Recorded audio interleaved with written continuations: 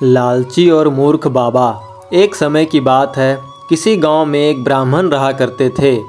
पूरे गांव में वह अकेले ब्राह्मण थे जिन्हें पूरे गांव से कुछ न कुछ दान में मिलता रहता था।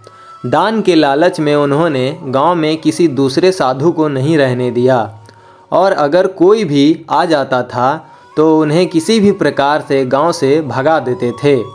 इस प्रकार उनके पास बहुत सारा धन इकट्ठा हो गया था। वहीं एक डाकू की नज़र कई दिनों से ब्राह्मण के धन पर थी। वह किसी भी प्रकार से उस धन को हड़पना चाहता था। उसने योजना बनाई और एक विद्यार्थी का रूप बनाकर ब्राह्मण के पास पहुंच गया। उसने ब्राह्मण से अपना शिष्य बनाने का आग्रह किया। पहले तो बाबा ने मना किया, लेकिन फिर थोड़ी देर बाद मान गए और डाकू को अपना शिष्य बना लिया।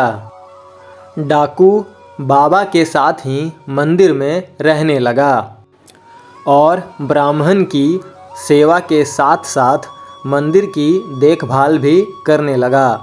डाकू की सेवा ने बाबा को खुश कर दिया, लेकिन फिर भी वह डाकू पर पूरी तरह विश्वास नहीं कर पा रहे थे। एक दिन ब्राह्मण को किसी दूसरे गांव से निमंत्रण आया और वह शिष्य के साथ जाने के लिए तैयार हो गए। बाबा ने अपने धन को भी अपनी पोटली में बांध लिया। रास्ते में उन्हें एक नदी मिली। ब्राह्मण ने सोचा कि क्यों ना गांव में प्रवेश करने से पहले नदी में स्नान कर लिया जाए। ब्राह्मण ने अपने धन को एक कंबल में छुपाकर रख दिया और डाकू से उसकी देखभाल करना बोलकर नदी की ओर चले गए। डाकू की खुशी का तो ठिकाना ही नहीं रहा।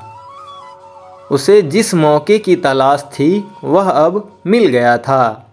जैसे ही ब्राह्मण ने नदी में डुबकी लगाई, डाकू सारा सामान लेकर भाग खड़ा हुआ। जैसे ही ब्राह्मण वापस आया, उसे ना तो शिष्य मिला और ना ही अपना सामान मिला। ब्राह्मण ने ये सब देखकर अपना सिर पकड़ लिया। कहानी की सीख। हमें इस कहानी से यह सीख मिलती है कि कभी भी लालच नहीं करना चाहिए और ना ही किसी की प्यारी प्यारी बातों पर विश्वास करना चाहिए।